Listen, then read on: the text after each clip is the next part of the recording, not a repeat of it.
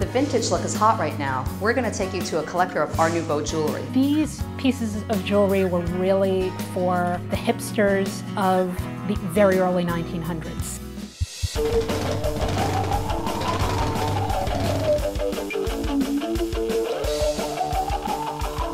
We're going to go check out my friend Peggy's wonderful collection of Art Nouveau jewelry. Hi, today we're here with my friend Peggy, and Peggy is a collector of beautiful antique jewelry. How long have you been collecting? I've been collecting Art Nouveau jewelry probably since I was in high school. One reason is the beautiful organic forms of Nouveau and arts and crafts in particular. I like the idea that a lot of them were made of silver. At the time, silver was really junk jewelry. People with money who were buying jewelry were not buying silver. Give us the lowdown on arts and crafts versus Art Nouveau jewelry. Okay. Basically, all these things were going on at the same time. In France, it was called Art Nouveau. In England, it was called arts and crafts. In Germany, it was called Jugendstil, which means young style. Every country sort of gave the movement their own twist. German Art Nouveau has a look all its own. The lines are very clean and simple. It looks very, very different, for example, from French Art Nouveau, which was extremely detailed, delicate. Arts and crafts echoes these pieces in that they're very organic, they're plants, they're flowers, they're leaves, and again, the use of semi-precious stones.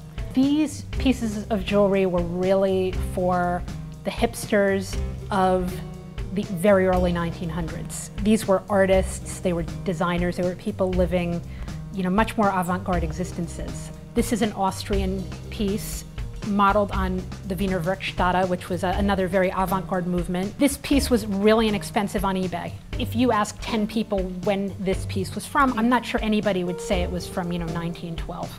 Wow, that's amazing. So the jewelry really has a timeless look to it. You know that nobody else is going to have exactly what you have because a lot of these pieces are one of a kind.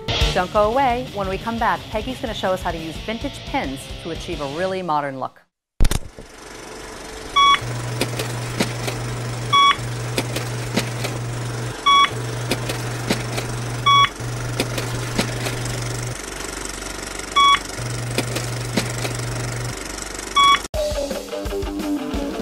So now Peggy and I are going to show you how to use vintage pieces to make a real current fashion statement. So I bought this purse for $2 at Old Navy.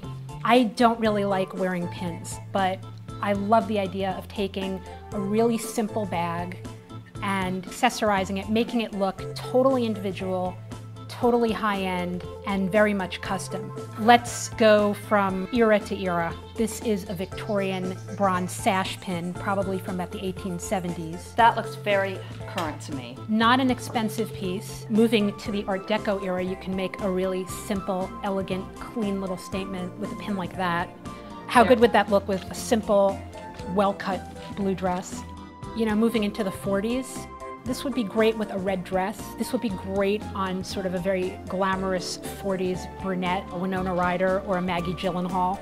Going completely berserk and off the wall with a fun 50s wacky pin that I'd never wear like on a jacket, but that I feel great wearing on a purse. How about a totally graphic 60s? Great mod look, very Sienna Miller.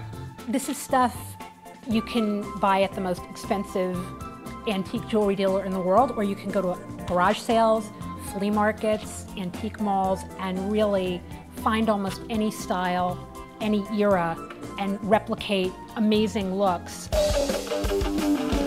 Hi, I'm Victoria Strevens of Victoria Strevens Jewelry. Ever since I can remember, I've been doing little drawings in my notebooks at school. I thought these would look really cool in metal. I started cutting them out of silver with a very fine saw.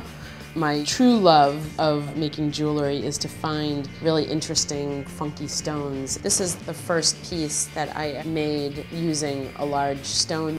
And this stone is particularly beautiful, so I didn't want to do too much metal work to it. Other lines that I have seem to kind of take on more of a graphic design feeling, pieces that are inspired by Charles Rennie Mackintosh and Frank Lloyd Wright. You can find me at www.victoriastrevens.com. Victoria Strevens just showed us some really organic work. We'd like to hear from you. Send us your pictures and email us at metalchick.com. Next week, we're back here with Peggy, who's going to show us some more beautiful pieces from her Art Nouveau collection, and this time we're going to focus on enamel.